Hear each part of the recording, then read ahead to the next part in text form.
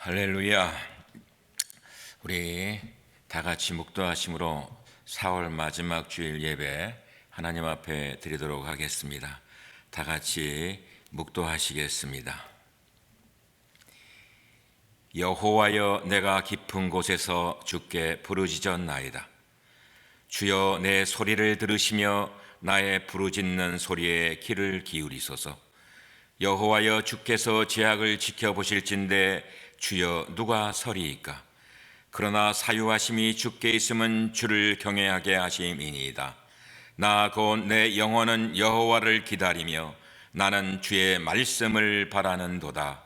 하나님은 영이시니 예배하는 자가 신령과 진정으로 예배할지니라. 아멘.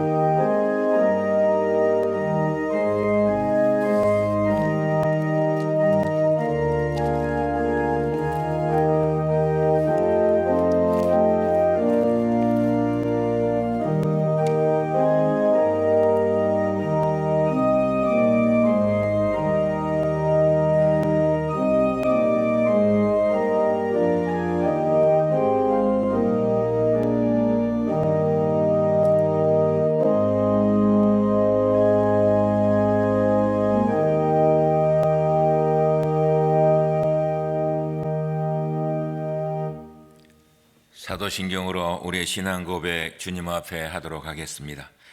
전능하사 천지를 만드신 하나님 아버지를 내가 믿사오며 그 외아들 우리 주 예수 그리스도를 믿사오니 이는 성령으로 잉태하사 동정녀 마리아에게 나시고 본디오 빌라도에게 고난을 받으사 십자가에 못 박혀 죽으시고 장사한 지 사흘 만에 죽은 자 가운데서 다시 살아나시며 하늘에 오르사 전능하신 하나님 우편에 앉아 계시다가 저희로서 산자와 죽은 자를 심판하러 오시리라.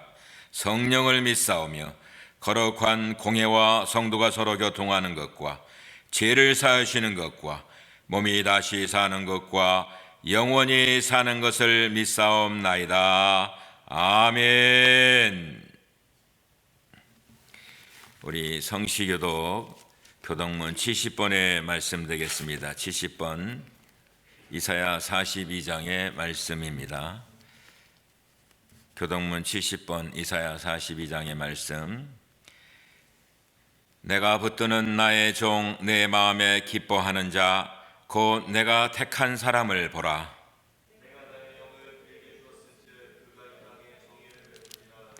그는 외치지 아니하며 목소리를 높이지 아니하며 그 소리를 거리에 들리게 하지 아니하며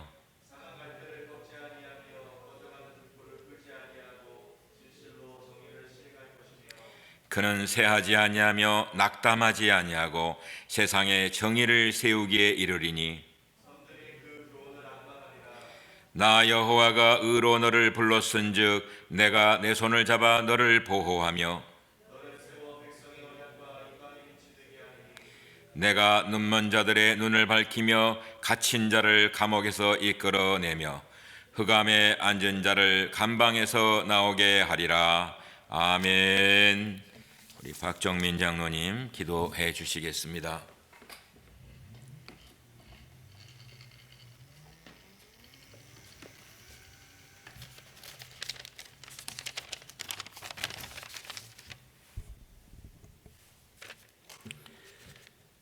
천지 만물을 말씀으로 창조하시고 그 귀하신 뜻에 따라 섭리해 나가시는 전능하신 아버지 하나님, 감사와 찬송과 영광을 드립니다. 지난 한 주간도 두려움 가운데 있는 저희들을 주님께서 보호하여 주시고 오늘 거룩한 주님의 날인데 주님 전에 나오지 못하고 각 가정에서 유튜브를 통하여 아버지께 예배드리게 하여 주시니 감사를 드립니다. 각 가정마다 주님께서 함께 하여 주시고 저희들 마음과 정성을 다하여 아버지께 신령한 예배를 드리오니 아버지께서 기쁘게 받아주시고 넘치는 은혜와 축복으로서 우리의 심령을 충만케 하여 주시옵소서. 아버지 하나님, 저희들은 한 달이 넘도록 집에 갇혀서 답답한 생활을 하고 있습니다. 이럴 때일수록 주님 붙잡고 열심히 기도해야 하는데 주님을 원망하고 위정자들을 원망하고 코로나를 원망하며 기도 생활을 소홀히 했음을 이 시간 고백합니다. 저희들 부족하고 연약하고 믿음이 부족합니다. 저희들에게 강하고 담대한 믿음 주셔서 말씀과 기도로서 승리하는 삶을 살게 하여 주시옵소서. 아버지께서 뜻이 계셔서 저희 교회에 피로 값주고 사시고 지금까지 함께하여 주시고 바른 길로 인도하여 주심을 감사를 드립니다. 어두운 세상 빛을 비춰주는 진리의 등불이 되게 하여 주시고 세상에 썩어져가는 곳에 방부제가 되게 하여 주시옵소서. 사망의 늪에서 방황하는 심령들에게 구원의 방주가 될 수 있도록 인도하여 주시옵소서. 아버지 하나님, 지금 전 세계가 코로나 바이러스로 계속 확산되어 많은 사람들이 죽고 공포와 두려움 속에서 살고 있습니다. 또 이것으로 말미암아 경제가 마비되어 많은 사람들이 실직하며 매우 아주 어려운 가운데 있사옵니다. 아버지 하나님, 이 땅과 이 백성들을 불쌍히 여겨주시고 더 이상 바이러스가 확산되지 않도록 막아주시옵소서. 밤낮으로 수고하는 의료진들 피곤치 않게 해주시고 건강시켜 주시옵소서.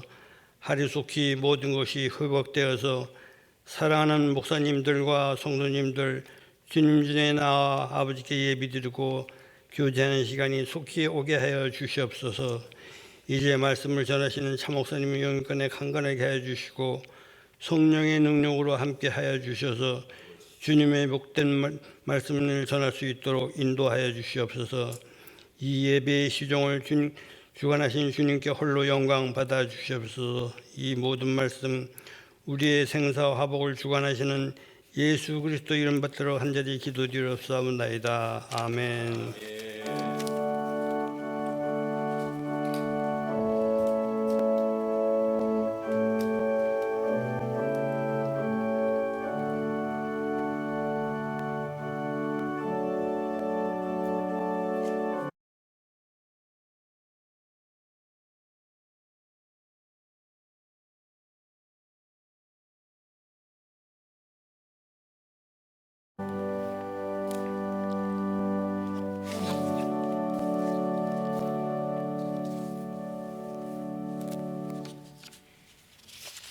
광고 말씀 드리겠습니다. 여러분, 주보 참조해 주시면 고맙겠습니다. 우리 교우들 모두가 교회에 나오셔서 예배드리기를 열망하고 있으십니다. 곧 그렇게 될 줄 믿습니다. 여러 가지 코로나 때문에 힘들고 어려운 가운데서도 여러분이 처한 위치에서 그리스도인의 모습을 나타내고 더욱 본이 되는 한빈 공동체가 되시기를 부탁드립니다. 특별히 코로나19로 사람들이 여기저기 예민한 가운데 있는데 여러분들이 예수님의 사람으로서 있는 곳곳에 늘 부드러움과 위로와 격려를 주는 사람 되시기를 부탁드립니다. 정부 방침에 따라 우리 교회 우선적으로는 5월 15일까지는 모든 정기 모임과 친교를 제한하고 또한 온라인으로 예배를 드립니다. 그래서 예배 시 여러분 꼭 주의사항, 단정한 복장, 또 미리 준비된 마음, 또 정해진 시간 가족과 함께 여러분 드려주시길 부탁드리고, 또 코로나 때문에 우리가 후에 항상 개인적으로 갖춰야 될 것들 여러분 꼭 갖추시기를 부탁드립니다. 마스크 쓰기, 그다음에 사회적 거리 유지, 또 항상 비누로 잘 씻기, 또 불필요한 외출 삼가기 여러분들이 모두 힘써 주시고, 특별히 이렇게 힘들고 어려울 때에는 모두가 말씀으로 또 기도로 더 깊이 나아가는 귀한 시간 되시기를 바랍니다. 그리고 교회에 여러분 이 기간이라도 우리가 하나님 앞에 예배 드릴 때 예물 드리는데 항상 최선의 예물, 최고의 예물 드려주시기를 부탁드립니다.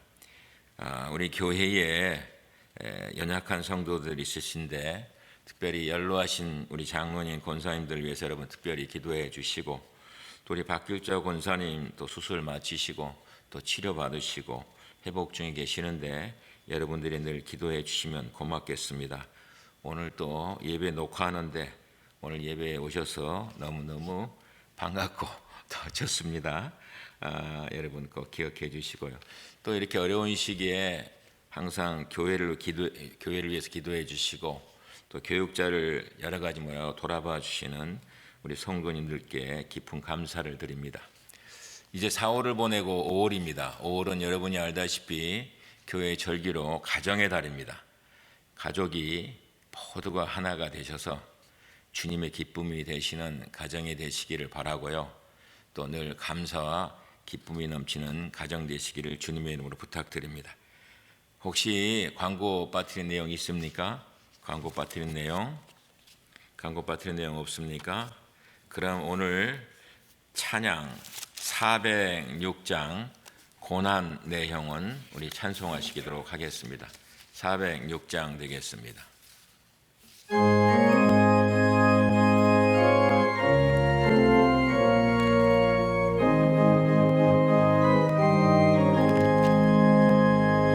고난 내용은 편이실 곳과 풍랑이로도 안전한 복음 폭풍까지도 다스리시는 주의 영원한 팔 의지에 주의 영원하신 팔 함께하사 항상 나를 붙드시니 어느 곳에 가든지 요동하지 않음은 주의 팔을 의지함이라. 세상 친구들 나를 버려도 예수를 함께 동행함으로 주의 은혜가 충만하리니 주의 영원한 팔 의지에 주의 영원하신 팔 함께하사 항상 나를 붙드시니 어느 곳에 가든지 요동하지 않음은 주의 팔을 의지함이라며. 나의 믿음에 연약해져도 미리 예비한 힘을 주시며 위태할 때도 안보하시는 주의 영원한 팔 의지에 주의 영원하신 팔 함께하사 항상 나를 붙드시니 어느 곳에 가든지 요동하지 않음은 주의 발을 의지함이라. 능치 못한 거 주께 없으니 나의 일생을 주께 맡기면 나의 모든 짐 대신 지시는 주의 영원한 팔 의지해 주의 영원하신 팔 함께하사 항상 나를 붙드시니 어느 곳에 가든지 요동하지 않음은 주의 발을 의지함이라. 아멘. 오늘 하나님의 말씀은 사무엘상 18장 12절에서 16절까지 말씀드리겠습니다. 사무엘상 18장 12절에서 16절. 제가 가진 성경은 구약성경 440페이지 되겠습니다. 440페이지. 우리 다 같이 하나님 말씀 들고 일어서시겠습니다. 우리 하나님 말씀 받들어서 함께 합독하도록 합니다. 시작. 여호와께서 사울을 떠나 다윗과 함께 계심으로 사울이 그를 두려워한지라.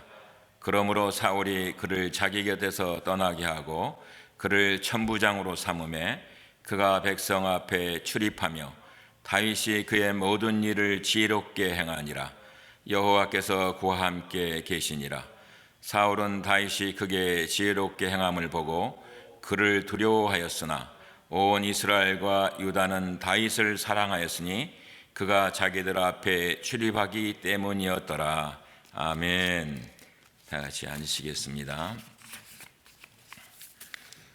오늘 사무엘상 18장 12절에서 16절 말씀 가지고 하나님의 손에 붙들리니 라는 제목으로 함께 은혜의 음성 나누도록 하겠습니다. 지난 주간에 한국에서 전화가 와서 통화를 하는데 한국에 통화하는 목사님이 저보고 그래요. 아이고 목사님 괜찮으세요? 그러시는 거예요. 미국이 참 뉴스로 오면 심하던데요. 제가 걱정이 되고 교회가 걱정이 되어서 이렇게 물어본 줄로 압니다. 사랑하시는 성도 여러분, 뒤숭숭한 세계의 소식을 듣고 일주일을 보냈습니다. 그런데 요즘 따라 시간이 참 빨리도 간다 하는 생각을 가져봅니다. 벌써 4월이 가고 있습니다. 3월 두 번째 주일 우리 교우들을 만나고 온라인으로 예배 드린 지가 벌써 이제 한 달 반이 되어가고 있습니다. 여러분에게 부탁드리고 싶은 말씀은 헛되이 보낸 날이 없도록 날마다의 삶이 새로워지시기를 주님의 이름으로 축원을 드립니다. 인생을 비유할 때에 한편의 드라마다 하는 얘기를 많이 합니다. 그런데 인생의 드라마라 그랬을 때에 인생 드라마의 주인공은 누구입니까? 인생 드라마의 주인공은 나입니다. 바로 나예요. 그러나 기억하십시오. 내가 주인공이지만 연출자는 하나님이십니다. 드라마와 배우는 연출자의 의도에 따라 연기를 해야 합니다. 배우가 잘났다고 자기 마음대로 오버하고 연기한다면 연출자는 그 배우를 버릴지도 모릅니다. 우리는 인생의 연출자이신 하나님의 뜻대로 움직여야 합니다. 하나님만 의지하고 하나님만 기대해야 합니다. 저를 한번 따라 하십시다. 하나님만 의지하자. 하나님만 의지하자. 하나님만 기대하자. 오늘 본문의 주인공은 우리가 다 알다시피 다윗입니다. 다윗은 세상적인 눈으로 볼 때에 별로 조건이 좋은 사람이 아닙니다. 귀족 출신입니까? 귀족 출신도 아닙니다. 그러면 당시의 고대 사회인데 장남이니까 장남도 아닙니다. 다윗은 8형제 중에 막내예요, 막내. 그의 용모와 신장은 어땠습니까? 그의 용모와 신장도 별로 뛰어나지 않았습니다. 그는 들판에서 양을 치던 목동에 불과한 사람입니다. 그런 그가 딴 사람이 돼요. 완전히 딴 사람이에요. 이스라엘이 블레셋과의 전쟁이 일어났지요. 그때에 다윗의 형들이 전쟁에 나갔습니다. 다윗의 아버지 이새는 다윗에게 심부름을 시킵니다. 전쟁터에 가서 형들이 잘 있는지 알아보고 오라는 심부름이었습니다. 거기서 다윗은 블레셋의 장수 골리앗을 만나죠. 우리가 다 잘 아는 얘기예요. 이스라엘 병사 중에 아무도 그를 상대하지 못합니다. 심지어 사울 왕도 상대할 수가 없습니다. 이때 어린 다윗이 어떻게 나가지요? 나가서 골리앗을 쓰러뜨립니다. 어떻게 연약한 다윗이 그 거대한 골리앗을 이길 수 있었을까요? 오늘 설교 제목입니다. 하나님의 손에 붙들리니입니다. 하나님의 손에 붙들렸기 때문입니다. 성경에서 주의 손, 주의 오른손이라는 단어를 참 많이 발견할 수 있습니다. 그런데 이 단어가 등장할 때는 대부분 무엇을 표현합니까? 하나님의 권능을 표현하고 있습니다. 하나님의 위대하심을 표현하고 있습니다. 그래서 성경에 볼 것 같으면 위대한 인물들이 많이 나오고 있는데 그 위대한 인물들에게 공통점이 하나 있어요. 그것이 뭡니까?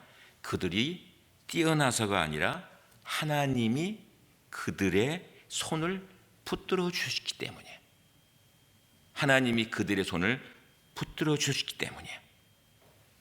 하나님의 사람에게 있어서 문제는요, 현재의 나의 조건이 어떤가에 있는 것이 아닙니다.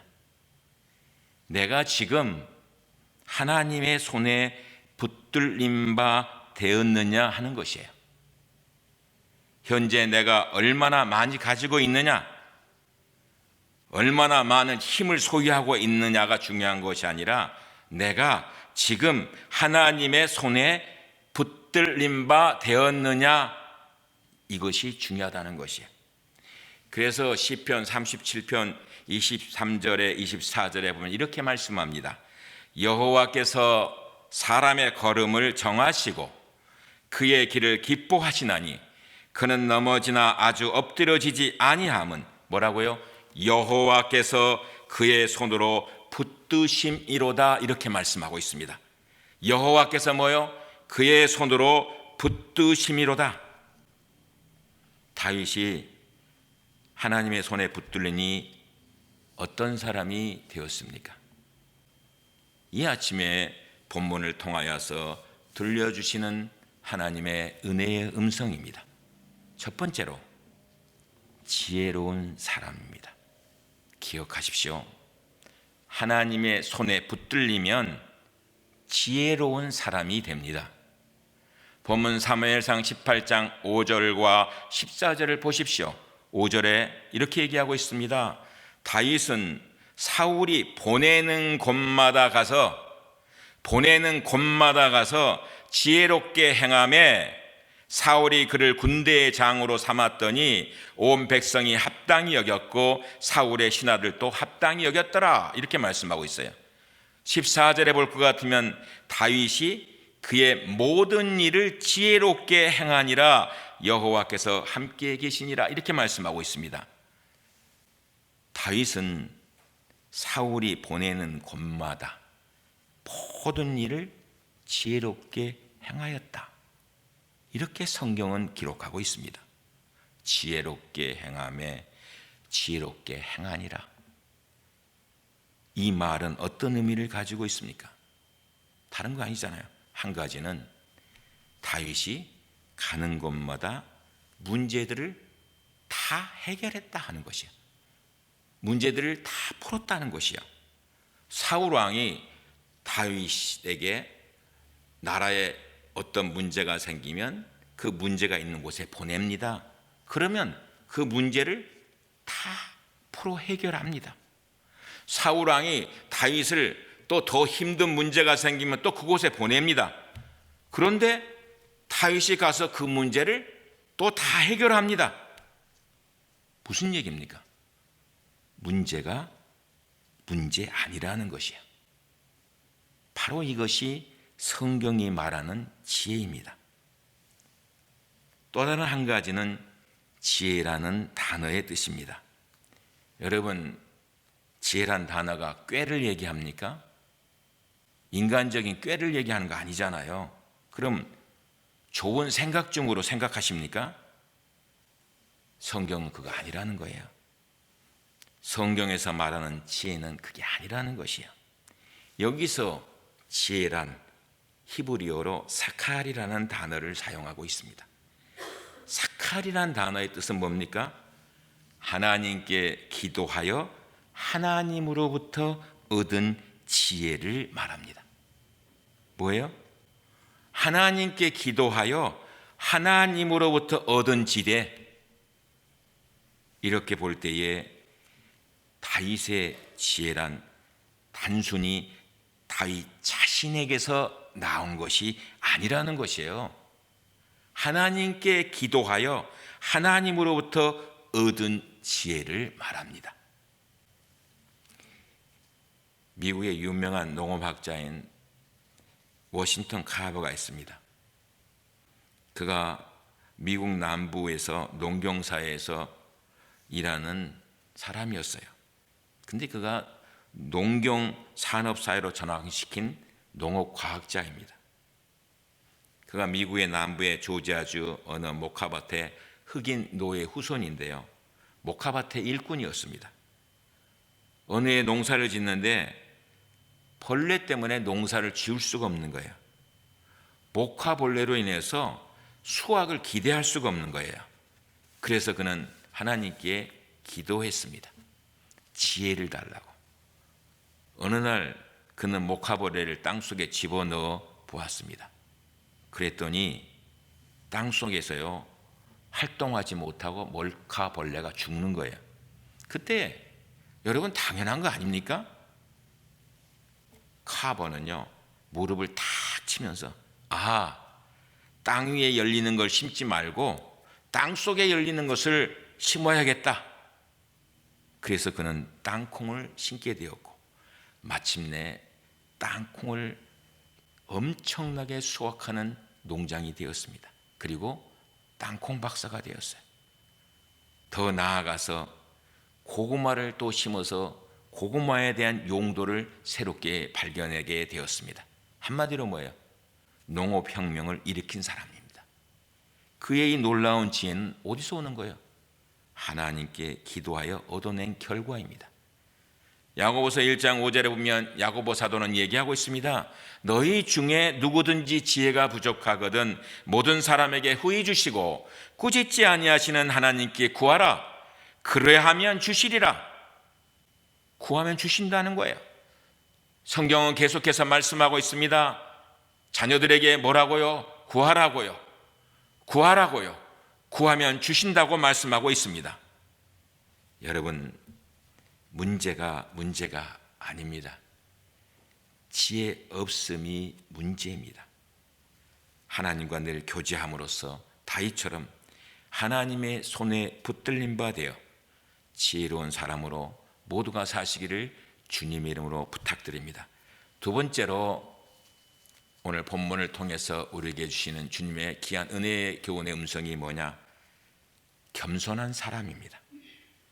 하나님의 손에 붙들리면 자연스럽게 겸손한 사람이 되게 되어 있습니다.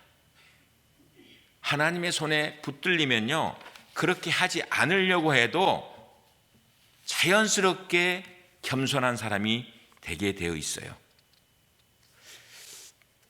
여러분, 혹시 미국에 오셔서 우리 한국 사람이 미국 정치계에 뛰어드는 게 참 쉽지 않습니다. 참 힘듭니다. 더군다나 퍼스트 제너레이션이 정치계에 뛰어든다는 것은 엄청나게 힘들고도 힘든 길입니다.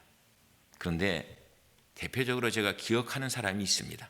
한 사람은 워싱턴주의 상원의원으로 일했던 심호범 의원입니다. 또 한 사람은 오레곤주의 상원 의원을 지냈던 임용근 의원입니다. 우리 임용근 의원님은 제 서울신학대학의 선배입니다. 근데 두 분 다 참 고생이란 고생, 안 해본 고생이 없으신 분들이에요. 그런데 이 미국이라는 나라에 와서 상원을 했다. 그것도 재선을 하고 5선을 했다. 이건 어마어마한 겁니다. 빽이 있습니까? 돈이 있습니까? 백도 없고 돈도 없어요. 그러니 선거를 할 때 할 수 있는 게 뭐예요? 자격의 주연신 건강 빼놓고는 할 수 있는 게 아무것도 없는 거예요. 그러니까 뭐예요? 선거 기간 중에 발로 뛰는 거예요. 발로. 요즘은 좀 달라졌습니다만은 과거에 신호범 의원이 뛸 때나 이명분 의원이 뛸 때에는 정말로 이 아시아 사람이 미국 속에서 설 수 있는 길이 참으로 힘들었습니다. 백도 없고 돈도 없고 누가 밀어주는 사람도 없습니다. 근데 생각해 보세요. 가가호호 그 어마어마한 집들을 발로 뛰어다닙니다. 신발이요 5컬레 6컬레가 다 달았다고 그래요. 근데 유권자의 집을 찾아다니면서 첫 번째 행동이 뭔지 압니까? 고개 많이 숙이는 일, 고개 많이 숙이는 일을 했답니다. 그렇게 하니까 유권자들이 다 좋아하더래요. 여러분 무슨 얘기 하려는 것입니까? 머리 숙이면요 사람들 좋아합니다. 그렇지 않습니까? 이번에 우리 대한민국의 국회의원을 뽑았습니다마는 교만하고 오만한 사람 좋습니까? 교만하고 오만한 사람 좋아하는 사람 없습니다. 그러면 사람들도 겸손한 사람을 좋아하는데 하나님 겸손한 사람 좋아하십니다. 사무엘상 18장을 보면요 이것을 분명히 우리에게 가르쳐주고 있는 내용이 있어요. 다윗의 겸손이 두 군데 나타나고 있는데 5절과 13절의 말씀을 보면 알 수 있습니다. 5절의 상반절에 보면 사울이 다윗을 군대의 장으로 삼았다 이렇게 했어요. 여러분 군대의 장이란 게 뭡니까? 오늘날로 얘기하면 국방부 장관이에요. 갑자기 높은 직위에 오르면 인간이라는 것은요 본능적으로 교만해질 수밖에 없습니다. 그런데 그 국방부 장관의 일을 맡고서 일을 하는데 일을 너무 잘하는 거예요. 그러니까 뭐예요? 당연히 사람들이 다윗을 칭찬합니다. 당연한 거 아닙니다. 어떤 사람은 그랬어요. 사울왕보다 낫다고. 그러니까 사울왕이 기분이 상했잖아요. 다윗을 그 다음에 사울이 뭘로 임명합니까? 13절에 보니까 천부장으로 임명을 해요. 천부장. 여러분 천부장은 1000명의 군사를 다스리는 사람이에요. 국방부 장관으로 전군을 다스리던 사람이 천부장으로 뭐예요? 강등되었어요. 그럼에도 불구하고 다윗은 불평하지 않아요. 다윗은 원망하지 않아요. 그렇다고 그 자리를 그만두지도 않아요. 자기의 주어진 자리에서 최선을 다합니다. 어떻게 그럴 수 있었을까요? 그것은 바로 다윗의 겸손을 나타내고 있어요. 또 하나는 18절 말씀에 보면요 이렇게 얘기하고 있습니다. 다윗이 사울에게 이르되 내가 누구며 이스라엘 중에 내 친속이나 내 아버지의 집이 무엇이기에 내가 왕의 사위가 되리이까 하였더니 이렇게 말씀하고 있어요. 이 말씀 가운데는요 사울왕 앞에서 하는 것이지만은 다윗의 겸손한 그 자체를 그냥 표현하고 있는 것이에요. 그냥 다윗의 인격 자체가 그냥 겸손으로 똘똘 뭉쳐 있는 거예요. 낮은 자리에서. 사울왕이 다윗에게 자기 딸을 주어 사위라고 삼겠다고 하잖아요. 이것은 무슨 얘기입니까? 공약이에요. 공약. 많은 백성들 앞에서 그렇게 약속했거든요. 그러니까 이 말을 사울왕이 했을 때 다윗은요 그냥 가만히 있으면 됩니다. 그럼에도 불구하고 다윗은 왕의 사위가 될 수 없다라고 얘기를 하고 있습니다. 내가 누구가인데 한마디로 저는 별 볼 일 없을 뿐만 아니라 저희 집안도 별 볼 일 없습니다. 이렇게 얘기하고 있습니다. 근데 다윗은 이 말이 그냥 하는 말이 아니에요. 자체가 겸손인 거예요. 하나님의 손에 붙들린 사람은요 그냥 자기도 모르는 사이에 겸손히 배어 있습니다. 왜요? 하나님을 믿으면 믿을수록 자신의 부족한 모습이 보이기 때문에. 그래서 신앙생활 잘하시는 분들 보세요. 믿으면 믿을수록 봉사하면 봉사할수록 자신이요 더 낮춰진 모습을 자꾸 보이지 않습니까? 만약 우리가 예수님을 믿은 지 오래되었음에도 불구하고 겸손하지 못하다고 한다면 그것은요 딴 이유 아니에요. 한 가지 이유예요. 내가 아직도 철저하게 하나님의 손에 붙들리지 않았기 때문입니다.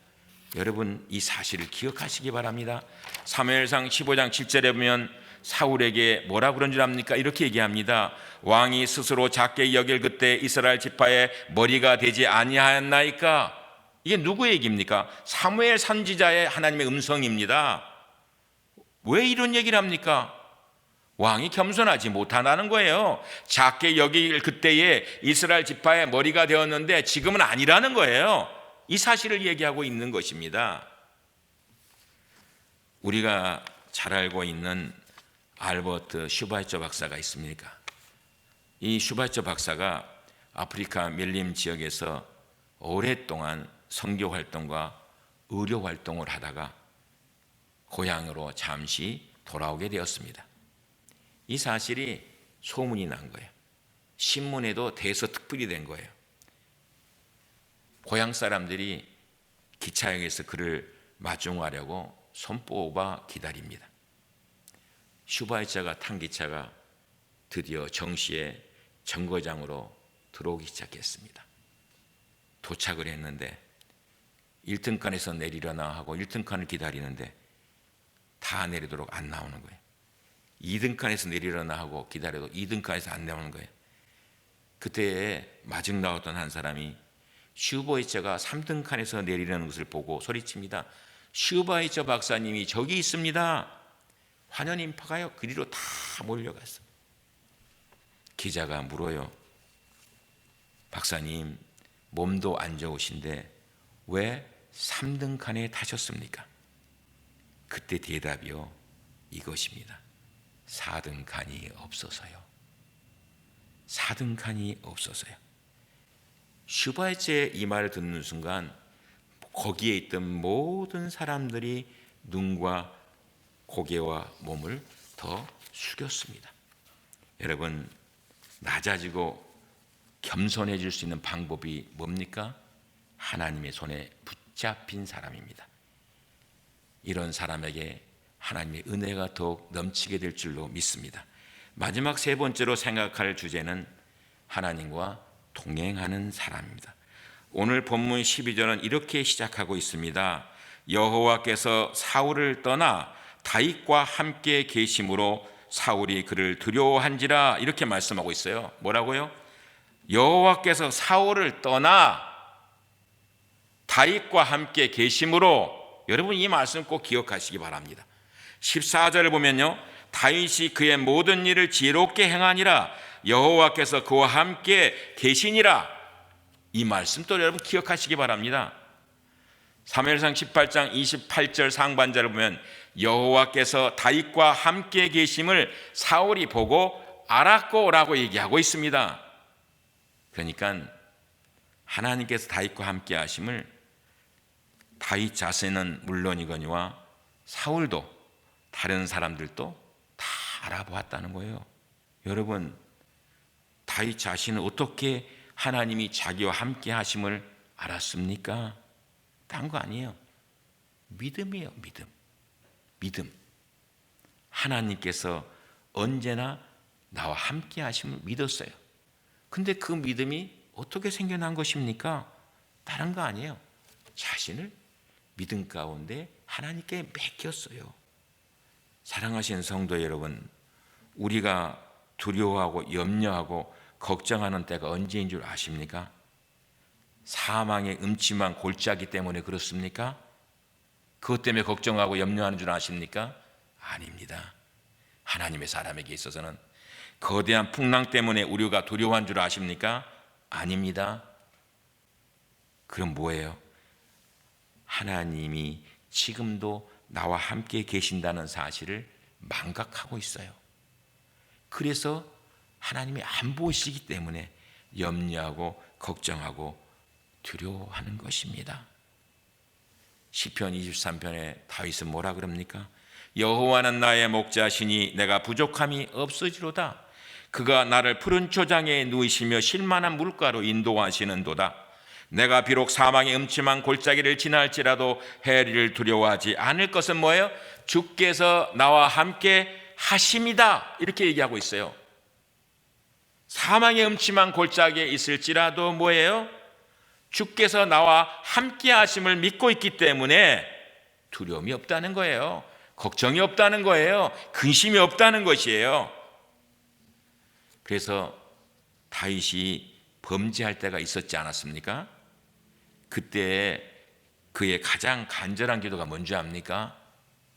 딴 거 아니에요. 다윗이 범죄할 때가 있었지 않아요, 여러분? 그때 기도가 뭔지 압니까?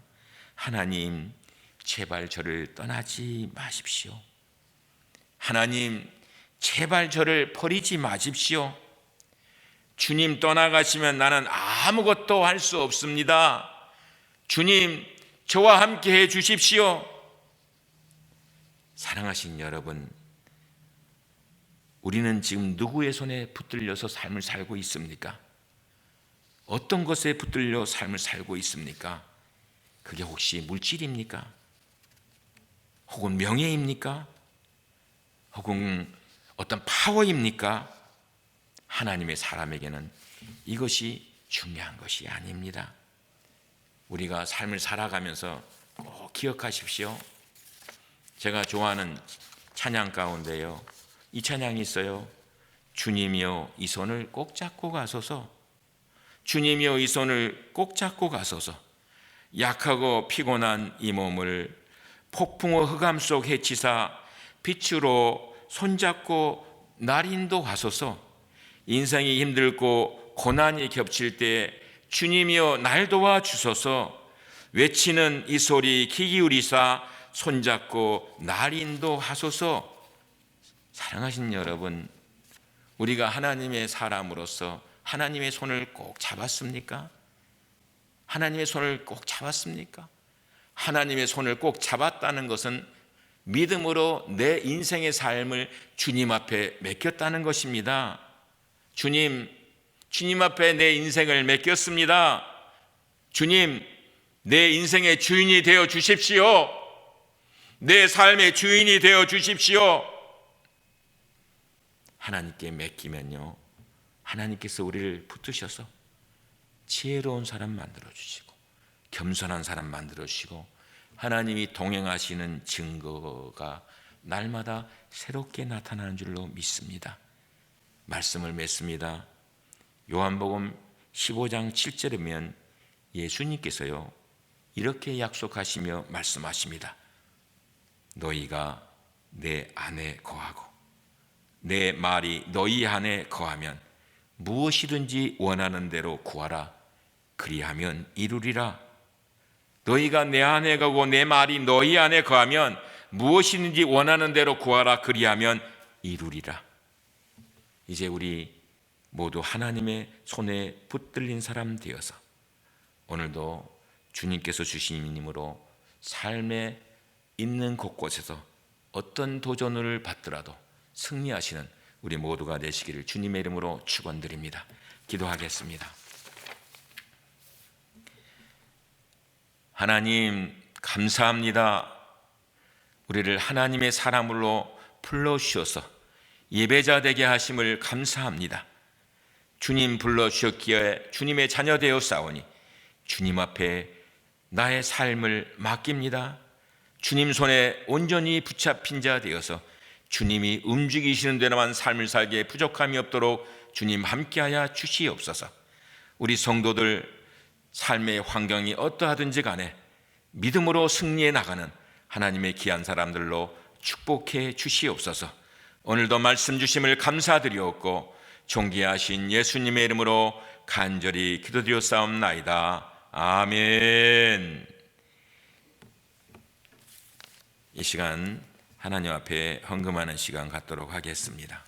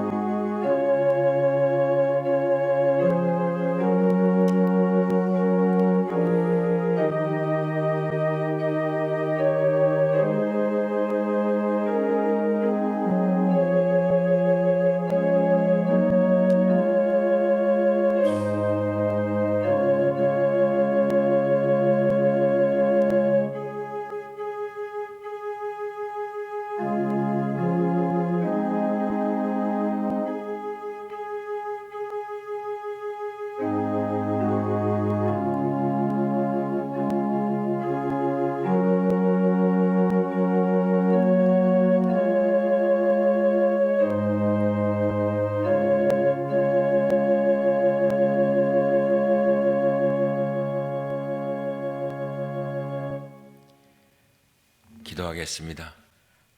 하나님 감사합니다. 지난 한 주간 동안도 사랑하는 성도들을 삶의 터전 위에 삶을 살게 하여 주시고 거룩되고 복된 주일 주님 앞에 나오면서 그 가운데에서 주님의 사랑을 체험하고 그 가운데에서 주님의 은혜를 체험하면서 주신 사랑과 베푸신 은혜가 너무너무 감사하여서 약속의 말씀에 의지하여 11조의 예물과 감사의 예물과 선교의 예물과 꿈터의 예물과 주일의 예물과 특별의 예물을 드립니다. 드린 손길들 기억하여 주시옵소서. 우리가 이 땅에 하나님의 일꾼으로 부름받았는데 적든지 크든지 하나님의 나라와 하나님의 교회를 위해서 쓰임받기에 부족함이 없도록 저희들을 주의 손으로 늘 이끌어 주시옵소서. 우리 교회가 할 일이 많이 있습니다. 그 일들 다 감당할 수 있도록 우리 성도들을 채우시고 하나님이 필요한 일꾼들도 보내어 주시옵소서. 물질이 쓰여지는 곳곳에 복음의 살아있는 역사로 축복해 주시옵소서. 이제는 우리 주 예수 그리스도의 무한하신 은혜와 독생자를 생명을 주까지 사랑하시는 아버지 하나님의 그 크고도 놀라우신 사랑하심과 우리가 믿음을 가진 자로서 세상 속의 삶을 살아갈 때에 세상 여러 가지 도전들을 통하여서 때로는 넘어지고 때로는 우리의 믿음이 연약해질 때마다 우리를 붙들어 일으켜 주시고 순간순간마다 새 힘을 공급해 주시는 성령님의 역사하심이 오늘 말씀대로 살기로 결단하고 돌아가는 하나님의 귀한 자녀들 머리 위에 이제로부터 영원까지 함께하기를 예수 그리스도의 이름으로 간절히 축원하옵나이다. 아멘.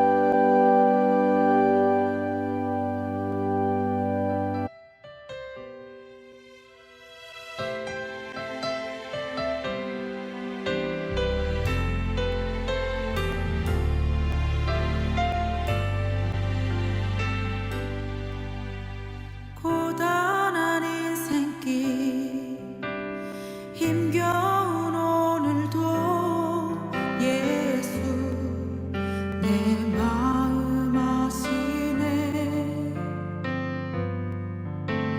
지나간 아픔도 마주할 세상도 예수 내 마음 아시네. 고단한 인생길 힘겨운 오늘도 예수 내 마음 아시네. 지나간 아픔도 마주할 세상도 예수 내 마음 아시네.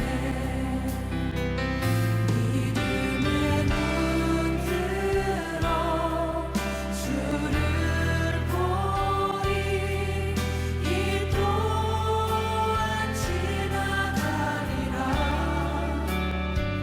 주어진 내 삶의 시간 속에 주의 뜻 알게 하소서.